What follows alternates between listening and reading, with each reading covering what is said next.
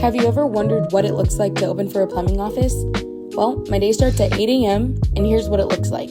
Come join me. First things first, get the computer fired up and ready for the day. And of course, my sticky notes and pen. Next, I return any missed calls from customers who need us because plumbing emergencies don't wait. Then it's on to checking emails and making sure all our jobs are on the schedule. And of course, answering your calls to get your plumbing problems handled right away. Bye! Thanks for opening the office with me. High Desert Plumbing, your home handled.